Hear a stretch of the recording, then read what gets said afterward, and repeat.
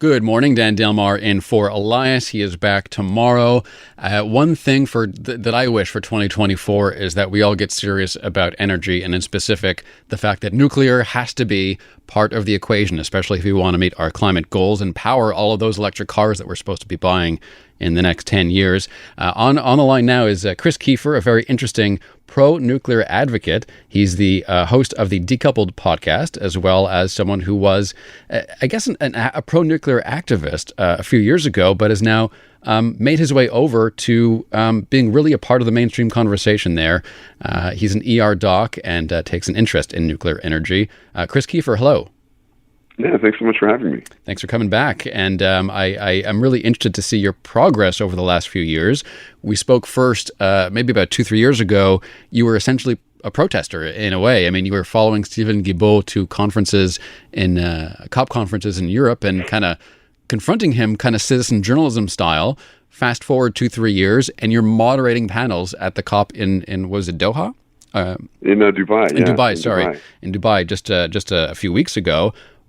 Remarkable progress. I mean, how often does someone become part of the protest movement and then part of the mainstream so quickly? What happened there?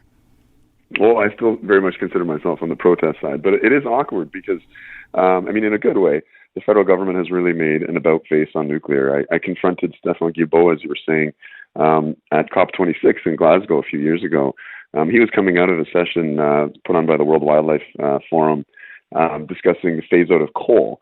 And of course, we have an incredible coal phase-out story here in Canada, which is that of the Ontario coal phase-out, the province I'm from, where we used to burn coal for 25% of our electricity. And the elimination of that coal was made possible through the use of nuclear energy, which is really what got me interested in the first place.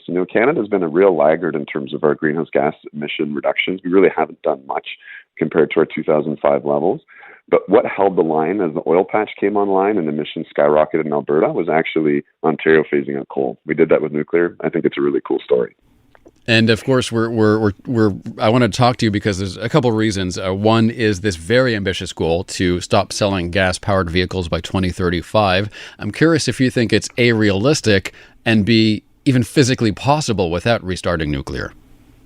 Well, here's the problem. We're focusing on the end consumer products, the heat pumps, the EVs. Those are all a really important part of the picture.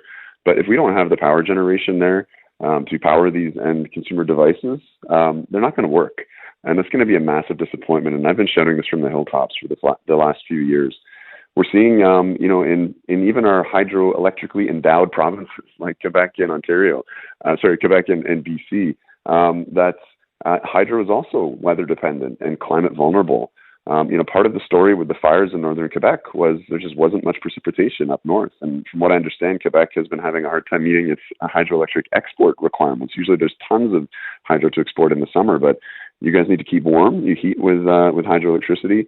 So that's becoming a major concern. And so there's now talk even again in these provinces that are used to being major exporters of needing to add a lot of capacity. And that conversation is happening across the country.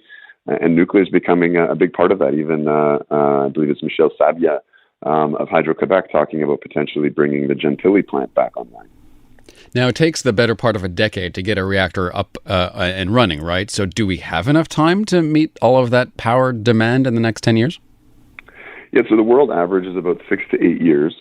Ontario brought a nuclear power plant online every year for 20 years. So we brought our 20 CANDU reactors that we currently have in our Ontario fleet online in 20 years. So while an individual reactor, yes, takes 6 to 8, sometimes 10 years. If you're building them in fleet mode, one after the other, they can come online very quickly. And actually, if you look at the data, the quickest historical additions of clean energy per capita have been through nuclear power. And when I talk to American nuclear advocates like yourself, and they always talk about Canada very positively, about the CANDU reactor. Tell us about why we have some of the best technology out there. Well, it's an interesting story. We were a smaller country. We didn't have the same kind of heavy industry, and we had no interest in enriching uranium.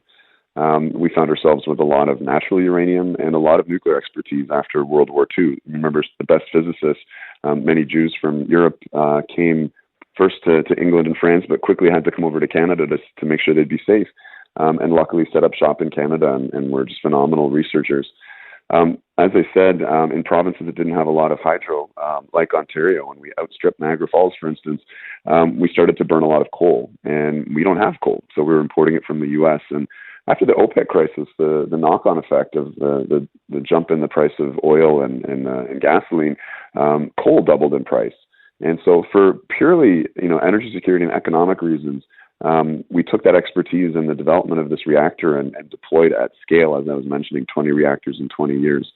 And we accidentally decarbonized. And I think that's something that's just fascinating about nuclear, is that around the world it's been deployed for pragmatic reasons, but has accidentally been one of the most environmentally friendly things we've done. It's just a very, very interesting story.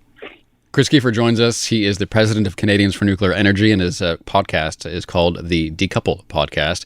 Was it through medicine that first piqued your interest in nuclear? Because obviously there are applications that have been quite successful in medicine.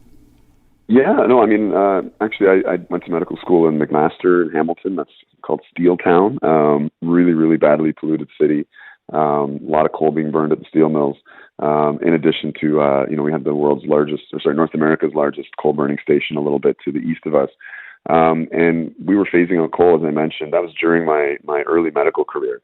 And I saw, a pretty big difference. The Ontario Medical Association estimates that there were 1,000 premature deaths every year as a result of air pollution in Ontario.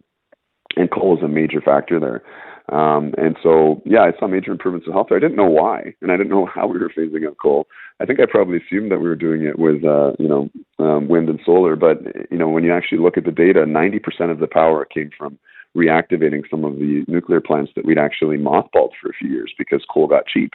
So again, that story even going back to the 70s, though, like if we hadn't developed nuclear in Ontario, we would have a much larger coal fleet, and I guarantee you we'd still be burning coal now.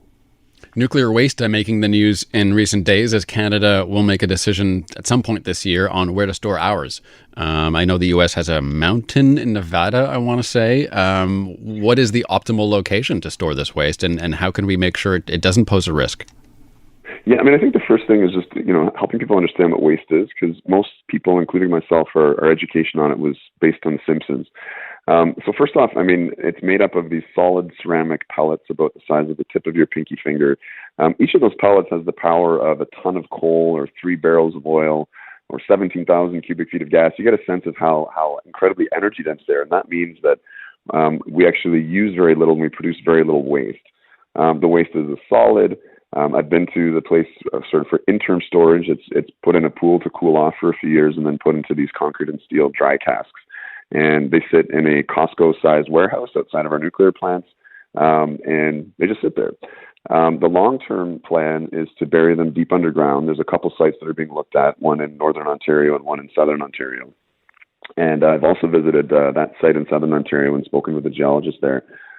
These are very, very good sites.